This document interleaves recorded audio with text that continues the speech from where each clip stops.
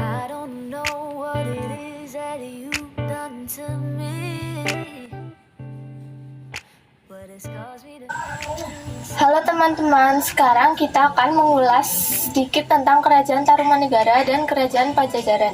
Kerajaan Tarumanegara atau Kerajaan Taruma adalah kerajaan tertua kedua di Nusantara setelah Kerajaan Kutai yang meninggalkan bukti arkeologi. Kerajaan ini pernah berkuasa di wilayah barat Pulau Jawa pada abad ke-5 sampai abad ke-7 Masehi. Letak Kerajaan Tarumanegara berpusat di tepi Sungai Citarum, Jawa Barat. Kerajaan ini didirikan bukan oleh orang lokal, namun oleh seorang bangsawan asal Salangkanaya, India, yang bernama Maharesi Jayasingha Warman. Negara. Pada Kerajaan Tarumanegara, sistem pemerintah yang digunakan adalah monarki absolut, yang berarti Kerajaan Tarumanegara dijalankan oleh seorang raja.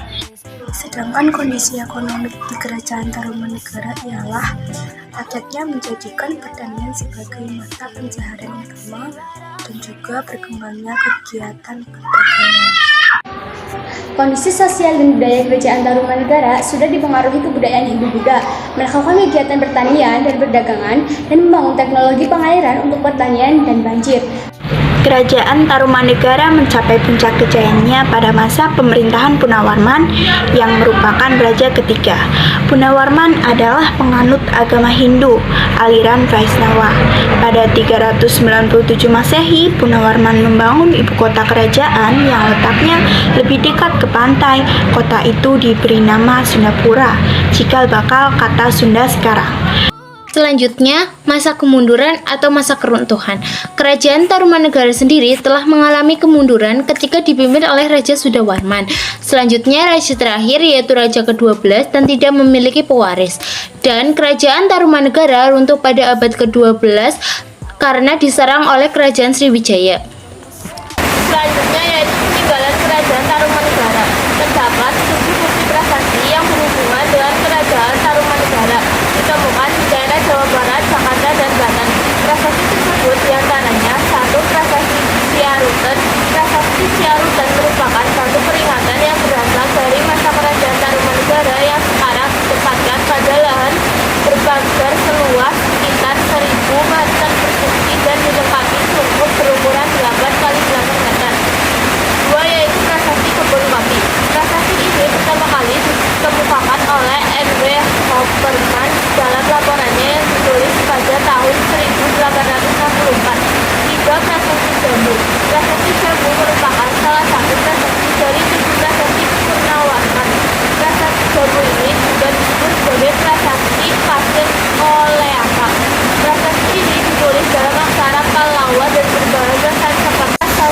Yang keempat, Prasasti Pasir Awi. Prasasti ini telah ditetapkan menjadi benda cagar budaya tingkat nasional. Lokasinya berada di sebelah selatan Bukit Pasir Awi, kurang lebih 569 mdpl di kawasan hutan di perbukitan Cipamingkis, Kabupaten Bogor. 5. Prasasti Muara Cianten. Prasasti ini ditemukan di sekitar Sungai Cisadane dan berlokasi di Kampung Muara atau Pasir Muara, Kabupaten Bogor, Jawa Barat, yang sudah ada sejak beberapa tahun silam. 6. Prasasti Tugu. Prasasti Tugu ditemukan di Kampung Batu Tumbuh, Desa Tugu. Ini lokasi pertemuan masuk ke dalam wilayah Kelurahan Tugu Selatan, Kecamatan Koja, Jakarta Utara. 7. Prasasti Cidangbiang. Keberadaan Prasasti Cidangbiang pertama kali berasal dari laporan Kepala Dinas Purbakala Tubagus Rusdan pada tahun 1947. Yang kedua yaitu Kerajaan Pajajaran. Pajajaran adalah kerajaan bercorak Hindu yang berada di Jawa Barat. Kerajaan ini berdiri pada 923 Masehi dan runtuh pada 1597 Masehi setelah diserang oleh Kesultanan Banten. Kerajaan Pajajaran berhasil mencapai masa emasnya di bawah pemerintahan Prabu Siliwangi 1482 sampai 1521. Letak Kerajaan Pajajaran menurut peta Portugis, letak Kerajaan Pajajaran berada di sebuah kota yang sekarang dengan nama Bogor atau dulunya yang disebut Pakuan. Kerajaan Pajajaran. Pada masa pemerintahan Kerajaan Pajajaran, sistem politik yang digunakan adalah feodal, di mana susunannya terdiri atas puncak tertinggi yang dipegang oleh seseorang gelar prabu atau raja. Kondisi kehidupan ekonomi pada umumnya, masyarakat kerajaan Pajajaran hidup dari pertanian, terutama perdagangan. Di samping itu, Pajajaran juga mengembangkan pelayaran dan perdagangan. Kondisi sosial dan budaya kerajaan Pajajaran dapat digolongkan menjadi golongan seniman, yaitu pemain gamelan, penari, dan badut, golongan petani, golongan pedagang, dan golongan yang dianggap jahat yaitu seperti tukang copet, tukang rampas, begal, maling, perampok, dan lain sebagainya.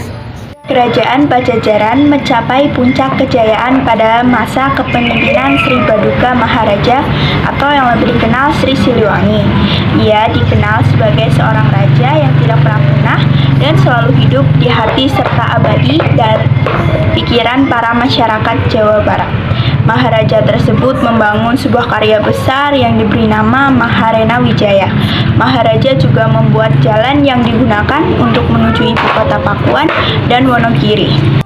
Runtuhnya Kerajaan Pajajaran.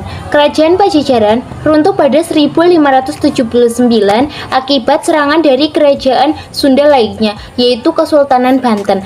Berakhirnya Pajajaran ditandai dengan diboyongnya Palangka Sri Mansri Wacana, yaitu singgasana raja, dari Pakuan ke Surasawan di Banten oleh pasukan Maulana Yusuf. Selanjutnya, peninggalan zaman Kerajaan Pajajaran. Yang pertama ada Babat Pajajaran yang merupakan naskah kuno. Isi dari cerita ini tentang cikal bakal Kerajaan Pajajaran dan juga tentang keseharian masyarakat serta budaya Sunda pada zamannya. Lalu yang kedua ada cerita Paharayang yang merupakan peninggalan yang menceritakan tentang Hyang Wunisora.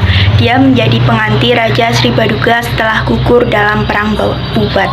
Lalu yang ketiga ada Kidung Sundayana yang merupakan kitab berisi tentang kekalahan pasukan Pajajaran dalam pertempuran Bubat yang saat itu melawan Majapahit. Selain itu, dalam cerita ini juga menceritakan tewasnya Raja Sri Baduga beserta putrinya. Lalu yang keempat ada Prasasti Batu Tulis, ditemukan di Kelurahan Batu Tulis. Lalu yang kelima ada Prasasti Sang Hyang Tapak. Peninggalan ini juga sering disebut dengan Prasasti Citasih. Ini merupakan peninggalan tanda terima kasih raja kepada pasukan kerajaan Pajajaran karena telah memenangkan perang melawan pasukan Swarna Bumi. Lalu yang keenam ada Prasasti Kawali yang lebih sering disebut juga dengan Prasasti Astana Gede. Prasasti ini menceritakan tentang dipindahnya pusat kerajaan Pakuan Pajajaran ke Kawali. Lalu yang ketujuh ada Prasasti Rakyat Juru Penghambat. Prasasti ini ditulis menggunakan bahasa Jawa kuno dan Melayu. Dan ini menceritakan tentang pengembalian kekuasaan raja kerajaan Pajajaran. Lalu yang terakhir atau yang ke-8 ada Prasasti Perjanjian Sunda Portugis. Prasasti ini berbentuk monumen batu. Prasasti yang ini menggambarkan perjanjian antara kerajaan Sunda dengan kerajaan Portugal.